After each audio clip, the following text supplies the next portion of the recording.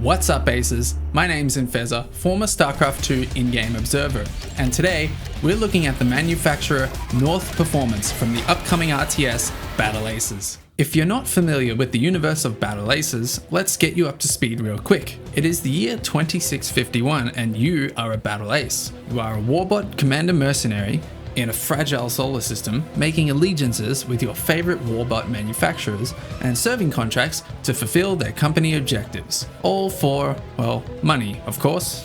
Each Battle Ace can bring a deck of 8 units to summon in during battle. While in the battle, you gather matter and energy to either enable higher tech, expand your resource collection, or to summon units to fight, as long as you don't exceed a maximum bandwidth of 200. Aces can team up with a friend for a 2v2 battle, so this way you have someone to blame when you lose. Defeat your enemy and watch your ranking go up. Feels good. Now, manufacturers here can mean a variety of things. A corporation, an enterprise, religion, maybe even a cult, but it seems like these groups exist for one reason: power. And just so happens that you can help provide it with your masterful control.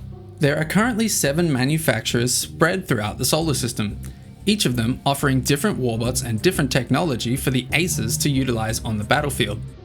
From Earth all the way to Pluto, these companies have set up shop on exotic lands, and today we're going to analyze Earth's original manufacturer, North Performance Plus. Let's have a quick look at the North Performance logo. Here we see a race car styled logo name with a bolded NP Plus sitting on a slight angle. The placement of the letters sort of form an outline resembling a real-world unmanned drone. In the word performance, there's a yellow fill in the letter O, likely representing a rocket exhaust. Behind the name is a signature, signed by some kind of wacky figurehead or leader, kinda like a cult. Anyway, the vibes I get from this logo are made with accuracy, precision, and consistency in mind. North Performance was the first manufacturer to start a revolution of unmanned drones, and they are still growing in popularity even to this day. Their motto: reliable, bureaucratic, and reserved. Boring! North Performance was one of the first manufacturers to start utilizing unmanned drones, seemingly for civil purposes. But, of course, conflict eventually ensued and these drones had to be modified into cold circuit killers. North Performance is unfortunately no longer in business. They went bankrupt and collapsed some time ago. However, their products are still maintained and used to this day, thanks to their robust low-tech designs. North Performance units are the base units that all Aces have access to before getting their Ace license to access AceNet. Across the board, North Performance units look like historic old-world tech, even for us stuck here in reality in 2024. The design of North Performance units can look a bit dated. From the combination of colors, fonts, joints, weaponry, and technology, we can guess North Performance peak manufacturing was likely in the late 1960s here on Earth during the space race era. Now, note, this is purely speculation. The armor paneling of the units are painted off-white with red and yellow accents, and North Performance Plus logos adorned.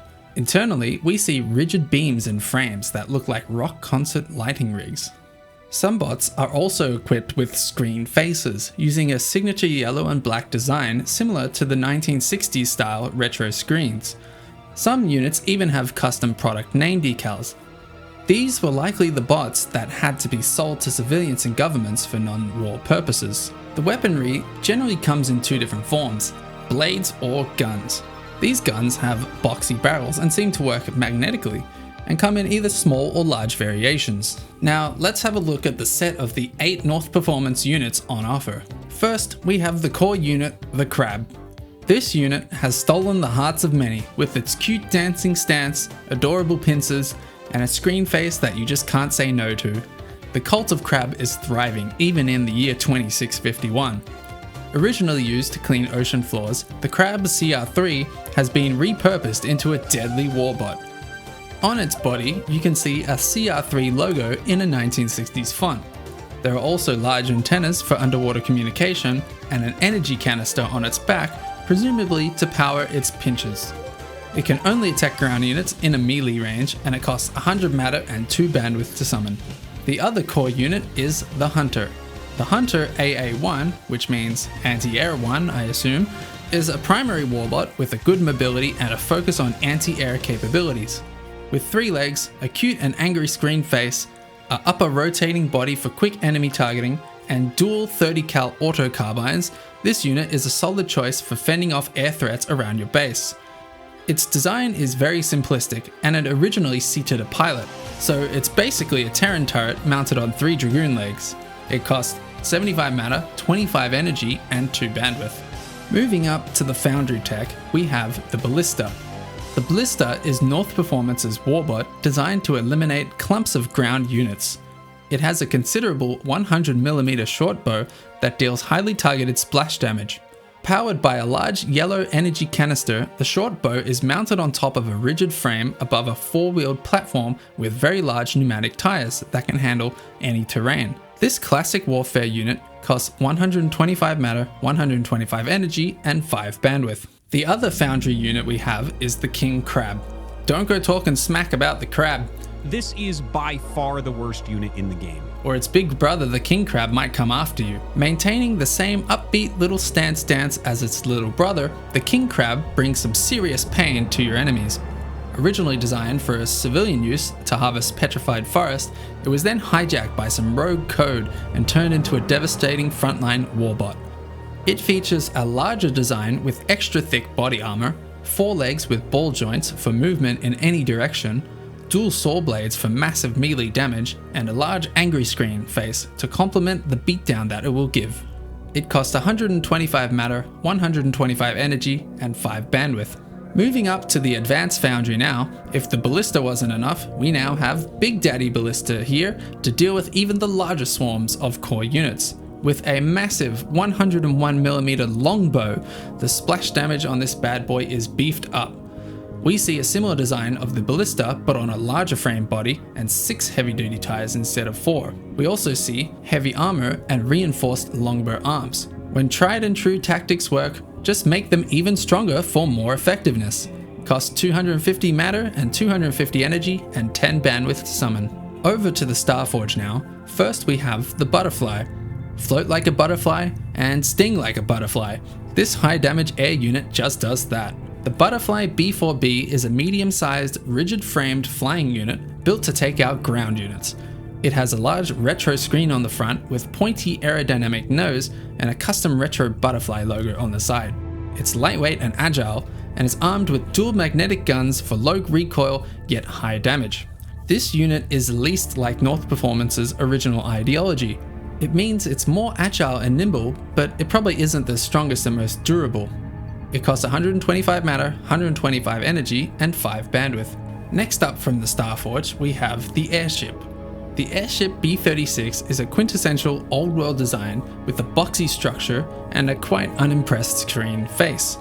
This unit to me looks like a flying surveillance camera, which it might have once been, but now it's equipped with guns, and that honestly sounds totally terrifying. Its primary war purpose is to eliminate air threats. It costs 125 mana, 125 energy, and 5 bandwidth to summon. Up to the Advanced Starforge now for our last unit, the Bulwark. The Bulwark is another turret made mobile. Much like the Hunter, they slapped on some huge turbines and guns on this bunker to make it attack and fly. Coated with a bit of a scratched up paint job, as well as a nice wide sad face screen at the front, the Bulwark is there to bring an air presence to the battlefield and blast enemies from above. It costs 250 mana, 250 energy, and 10 bandwidth to summon. So what happened to North Performance? Why did they collapse despite their robust engineering ethos and their continued use of their products to this day? When did they collapse? We should also note on the Butterflies page, it mentions a significant shift in North Performance's design philosophy. Despite captivating public interest, they may have pivoted too far in the wrong direction, ultimately losing business. It's still too early to tell the full story, so stay tuned as we discover more details about North Performance. So that about wraps it up from our first manufacturer, reliable old North Performance.